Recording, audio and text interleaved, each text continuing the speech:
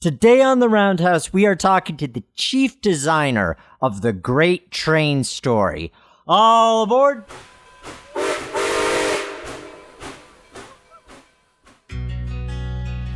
In days past, the roundhouse was where the railroad worker united with the steam locomotive, each to prepare for the journey ahead.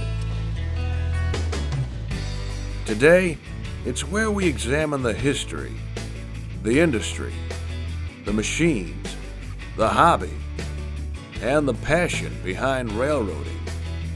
News, interviews, stories, and more. So climb aboard. This is The Roundhouse. Welcome to the Roundhouse. I'm your host, Nick Ozarek, and this is episode number 59 of our Trains and Railroading podcast, where we're talking about everything in the industry and the hobby. You name it, we discuss it. And today we are talking to John Llewellyn, who was the chief designer for the Great Train Story exhibit at the Museum of Science and Industry in Chicago. This is an HO scale train layout unlike any other you've seen. How many HO scale train layouts have a full-size airplane hanging right above them? We're going to hear the story about how this design came to be.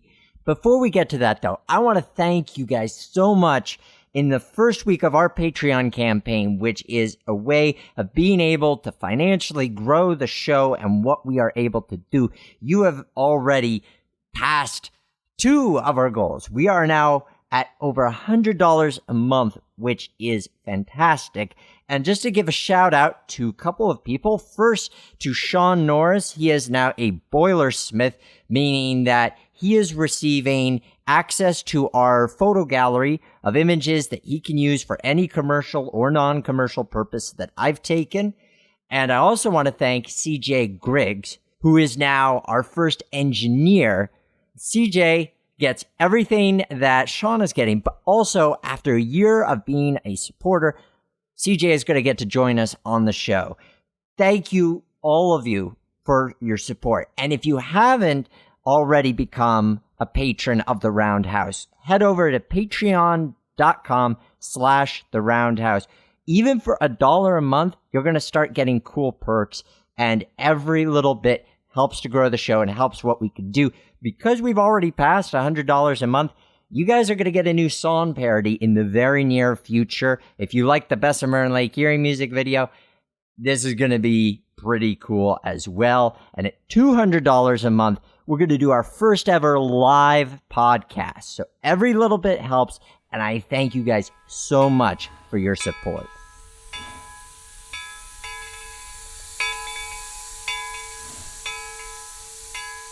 Our guest today is a senior exhibit developer with the Museum of Science and Industry, and he was the chief designer for the Great Train Story. Please welcome to the Roundhouse, Mr. John Llewellyn. It's nice to be here, Nick. Good to have you on board, John. Were you a model railroader before you developed the exhibit? Yes, I was.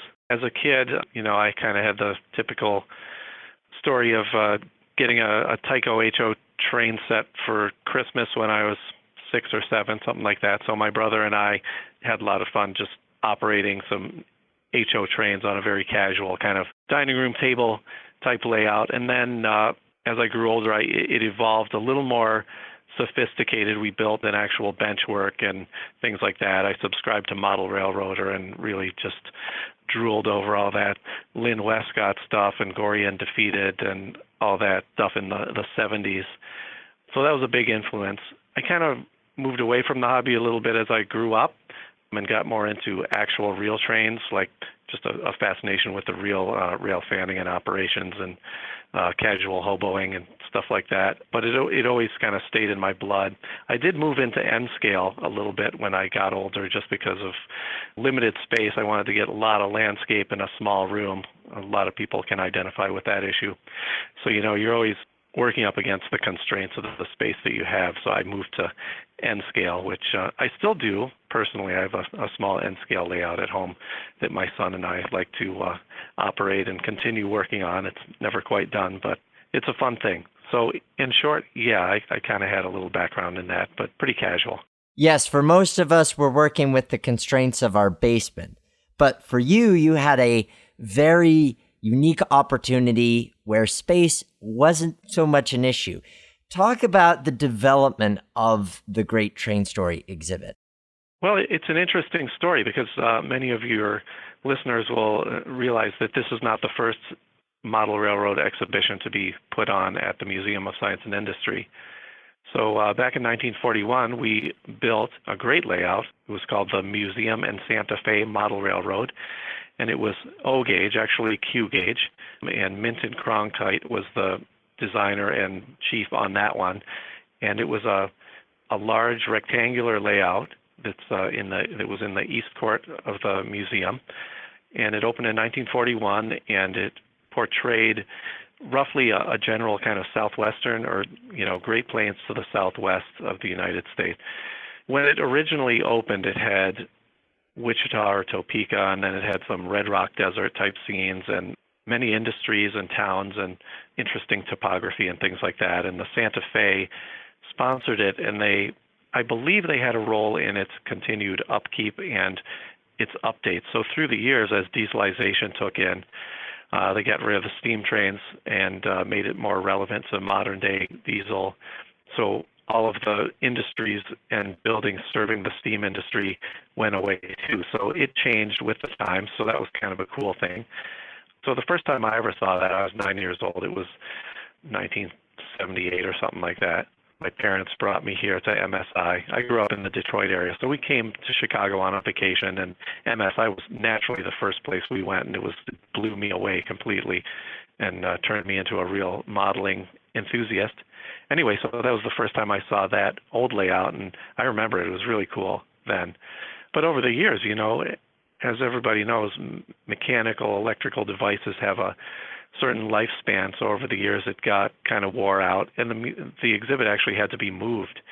When we brought the 727 into the museum, an actual 727 Boeing airplane, in 1993, the old layout had to be moved. So it was cut into 4 sections, moved to the sides of the room to allow this full-size airplane to be brought in, reassembled, raised up, built into the structure, and then after which the old layout was stitched back together, and kind of like Humpty Dumpty, they tried to put it back together again. And it ran for a few more years, but it was starting to get very, it was just worn out, and it had seen better days. So this was all before I hired on at the museum. So I started here in 1999, and the first day I reported for work, my manager told me that my task was to come up with a bigger and better and more modern, relevant new railroad exhibit. So that's what I started doing. I and an exhibit developer, we had a very small team. We had a developer to do the content and the storyline, as well as a project manager and some other staff to help out. So we began researching what a modern view at railroading would encompass. So the first thing I said was, well, geez, we have to have Chicago in it somehow, because Chicago is the railroad hub of the U.S., and the railroad is one of the main reasons why Chicago is where it is. So that's a cool, relevant storyline, and everybody who comes here is a visitor to Chicago in one way or the other. So you have to have Chicago in it. And then another seemingly super obvious concept came into mind, and that is, if it's a train exhibit, the train has to go somewhere. It can't just be an obvious thing where it's going in a circle and it's just on a table, and that's kind of lame and boring. So it has to take a journey. The big question came, where does the train journey from Chicago to? So the exhibit developer and I took an Amtrak journey across the country. It was about a 10-day trip. We started here in Chicago, went across to LA, up the Coast Starlight to Seattle, and then back across the country here on the Empire Builder. During that trip, we decided, we kind of picked out what was the most significant operationally and relevant and interesting scenically, and we decided the destination should be Seattle, because that's a real shipping town and railroad town, and its history is just as bound up with the railroad as Chicago is. So Chicago at one end, Seattle at the other end, and everything in between. So it's quite a trip. Take it from Chicago all the way through the plains into the mountains and to the West Coast.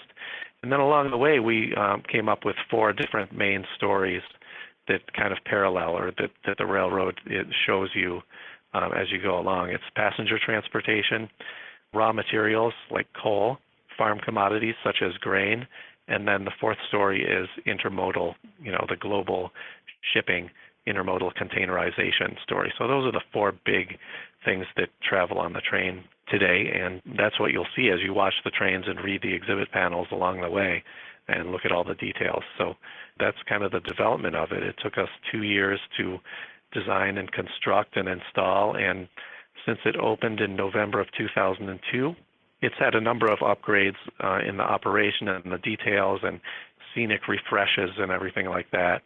So as you know, operating the thing 8 hours a day, 363 days a year, it has some wear and tear. So we've got a full-time staff that maintains it, as well as I'm always kind of keeping an eye to make sure things continue to be up to date and relevant. The vision is that it's constantly a present-day vision of railroading, kind of like the old Santa Fe one was. That one changed with the changing times, and so too the Great Train Story is a current, up-to-date vision as much as we can. Things change fast in the real world, so we're always trying to keep up with changes. So that's kind of the genesis of the whole thing. Some of the story is in that evolution because it's changed since 2002 and it'll continue to change. Some of the stories in the presentation, a lot of people think of train layouts, at least non-model railroaders. They think of them solely as, oh, that's cute, train going around in circles as you described. What do you do that turns a train layout into a story? Oh, that's a good question. The main distinction there is that we do have exhibit content panels that are graphics along the way, so you can read about kind of, well, what's that? What kind of car is that? For somebody who might not know what a covered hopper car is, they wouldn't know the difference or what might be inside it. So we try to illuminate a little bit of what's going on with all these different kinds of trains that people see when they're waiting at the crossing. So there's that. And then the main thing, I think, is really in the detail. As people are walking around, they look at the different scenes, the towns, the cities, the countryside, the industries, and by providing rich detail, we hope to, capture their interest and show and tell. The showing of the stories is the primary medium that we use in exhibitry. So it's something you can't see at home. It's a three-dimensional reality that harks back to what people might see in the world. So it's engaging on that level. So the content and the story comes in different layers for different kinds of people. As a museum designer, you always have to try to accommodate different learning styles and different types of visitor, from little kids to adults to specialists or rail fans who are really know what they're looking at. It's a mighty layer cake of different stories that's going on. So, and different people take away different things from it. Some people might notice the number of cars in a train or the variety of the trains.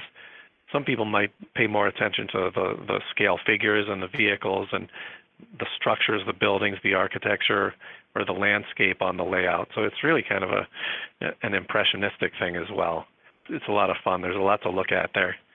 Even as an adult experiencing this, you do still get a sense of awe because there's plenty of areas in the layout that tower over you. There's the Rocky Mountains with the giant viaducts, but you get to the cities as well, and these massive skyscrapers rise before you. There's this larger-than-life feel to it, as well as how each of the scenes are divided up. So you're never looking at the whole thing at once. You're in Chicago, then you're in the plains, but the plains are separate from Chicago. And then you're in the Rockies, and the Rockies are separate from the plains, and so forth. I think that's a key piece of the immersion as well. Yeah, we were influenced a lot by club layouts that we've seen, how you can walk in the scenery and that kind of stuff. At the same time, we wanted to protect the layout, because you get your typical 12-year-old boy that's going to be jumping and reaching and trying to see what he can touch and stuff like that. So it's a game between being visible and not letting the thing get damaged. So yeah, that scale was a real iterative thing. I made a number of scale models of the scale model, like clay models of the layout. way before we started building anything to get that right, to enable us to snake that landscape through the room without having to put up backdrops or anything like that. One of the early concepts would have used actual physical backdrops to help anchor the scenes and have a sky and stuff like that, but that just didn't really work in that giant room. We wanted it to be very open and island-like, so you can look at it from above and from any different angle and see what there is. I mean, there's always funny juxtapositions, but it was an exercise in folding and snaking the landscape into the room. On the subject of looking at the layout from any angle, the thing that impressed me the most was that Boeing 727 that you mentioned earlier is hanging pretty much right above the layout. Now, you can walk into the airplane. You can look through the window as you would if you were flying on a functioning airplane, and you're looking down at a small world. That, I think, is one of the most creative uses of forced perspective I've ever seen. Yeah, we were really fortunate to have that base and that juxtaposition there. In a way, we had to work around the plane, too, because if you'll notice, the Sears Tower in Chicago is right beneath the landing gear of the 727. So we had to measure that a couple times. You know, you measure twice and cut once, hopefully. So we didn't want that landing gear to come down because the flaps, the elevators, the ailerons, all the control surfaces and the landing gear on that plane, they do operate. So we've got United pilots that come in and demonstrate the operation of that stuff. So that all works. We didn't want the Sears Tower to get knocked down the first time that landing gear deployed. That was really fun too. But yeah, I really like going into the 727 and seeing visitors. They sit in the plane and they discover that viewpoint, and it's just kind of a neat surprise, especially for the kids. Some of the kids who have never flown on a plane, they go in there and they're like, oh, this is what it's like. So it helps them maybe not be afraid when they actually get on a real plane. A part of what's impressive, too, being a fellow model railroader, is watching all of the trains in action, because on the main line, you have multiple trains occupying the same loops. But unlike a lot of current layouts that are using DCC, digital command control, yours is still using standard DC. And yet, it works really well. I noticed how on the same loop, if a train is approaching an occupied block, it'll be going at a slower pace. And then it eventually, when that next block clears, it speeds up. How did you manage to orchestrate all of that? That's a really good observation. So when we were designing and building this, DCC was just coming on. It was in its infancy.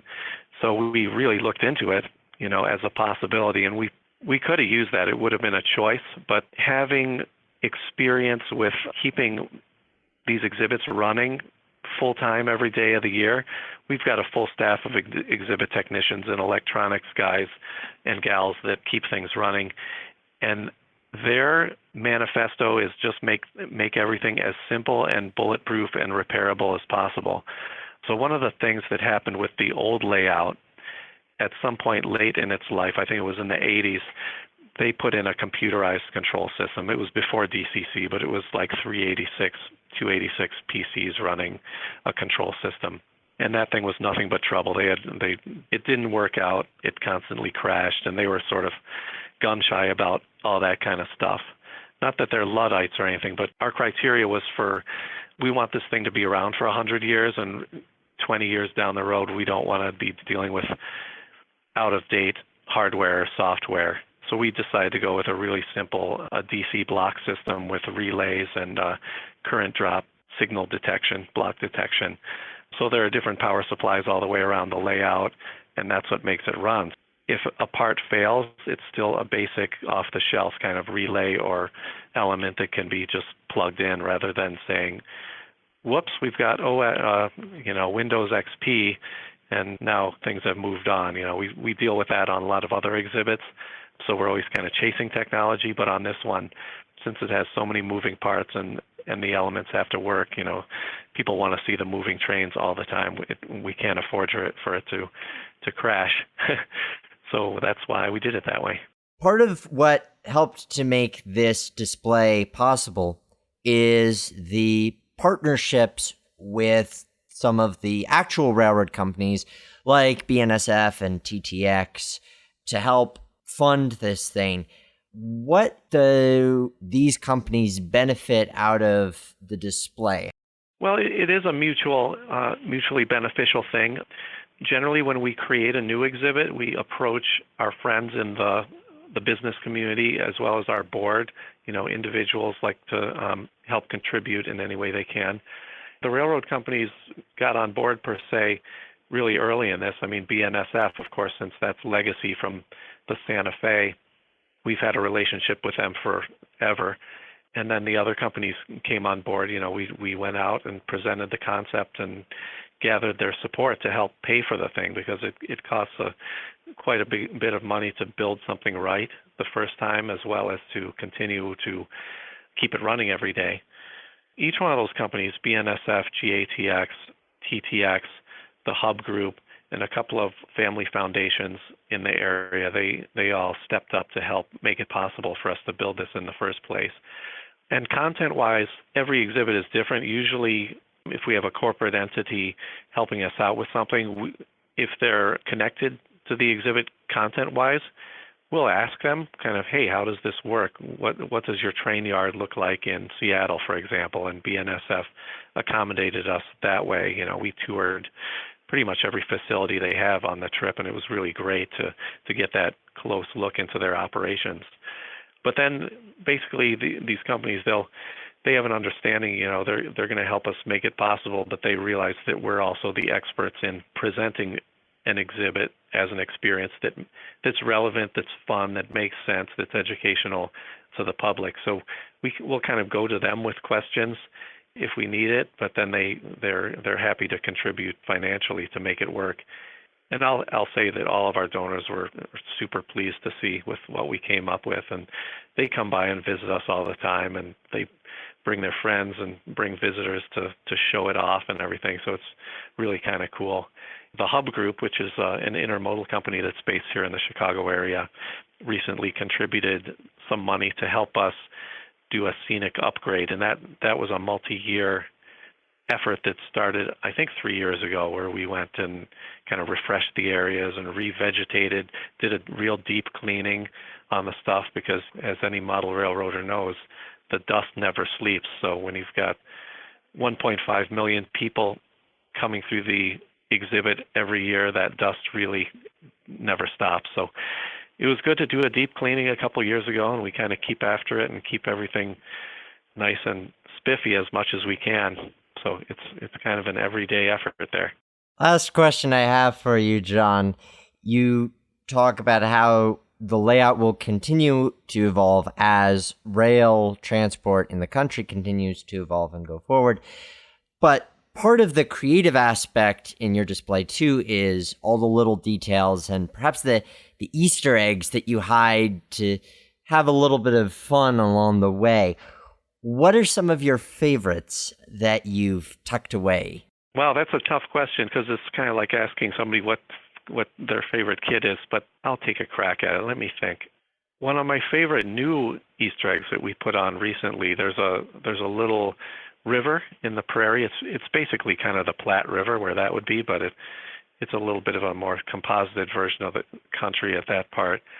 We put in this little dock. It's a fishing dock. You can't see it unless you really know where to look, because it's kind of way beyond a railroad viaduct, and there's some meandering oxbows in the river, so it's way hidden back there. And there's this little wooden dock tucked away in a bend in the river, and there's like a Huck Finn and Jim type characters. They're sitting there and fishing with cane poles. It's just two kids. They're hanging out. They're trying to catch some crappie or whatever, and so that's really cool, because it's such a tiny Easter egg scene, and it's hidden, but the way that we managed to locate it, it's perfect. It kind of reminds me a little bit of when I was a kid. So that's one of my favorite ones, and not many people notice that. And plus, there's a ton of other things going on in the cities and the towns. We've got a new one that's coming up that we're about to install in the prairie town. We put a gazebo in there that's a recent addition. So there's a little jazz band it's a pretty good sized jazz band. It's like a big band that's going to be performing there under the gazebo in the prairie town. So you've got your your full horn section and the string bass and people dancing and stuff like that. So we're working on adding that. That's not in there yet, just around the corner. There's a million little things, and there's even things that the exhibit technicians put in there. In case something gets vacuumed out, they'll replace figures and put things where they were not before. So it's always kind of changing a little bit on that molecular level. So it's fun. A truly living model railroad. John, thank you so much for joining us here on the Roundhouse and describing the process of designing this really massive, magnificent display. If you guys are in Chicago, you have to check out the Museum of Science and Industry for everything we've covered on today's show and see John's handiwork. Thank you so much for joining us. Thank you. It's been a pleasure, and happy railroading. And now, the question of the day. A couple of episodes ago on the Roundhouse, we were riding Amtrak's Hoosier State Train while it was still using Iowa Pacific equipment, which begged the question, what passenger train of the past would you like to ride? Loads of responses. First, from our website, theroundhousepodcast.com. Brody Brown writes, probably the Powhatan Narrow, led by a Class J 484. And Ken Dar writes, what train of the past would I like to ride? My answer is the PRR's Broadway Limited, powered by a T1 steam locomotive. To be able to ride the all-Pullman fleet leader flagship of the Pennsy in its heyday would be an amazing thing indeed. Definitely agreed, Ken, and many agreed with Ken. The Broadway Limited was a popular choice. From Facebook, Matthew Bolliard wrote, the Broadway Limited in the steam era, or the Hiawatha, or the Super Chief, or the Clevelander, or the Empire Builder. Matthew Ziesel writes, I'd love to ride either the New York Central Empire State Express or the joint New York Central D&H Laurentian. And from Jacob Petovsky, the Santa Fe Super Chief, also a very popular choice. Lastly, from Twitter, we had Prof. HBTM writing, the Broadway Limited, there it is again, when the curve was in morning or evening twilight. Loads of interesting trains from the past, and the best we could do is relive them through the stories of the people who did experience them, or through the great DVDs that are out there. Your question of the day for this episode is, what is the largest model railroad you've ever seen?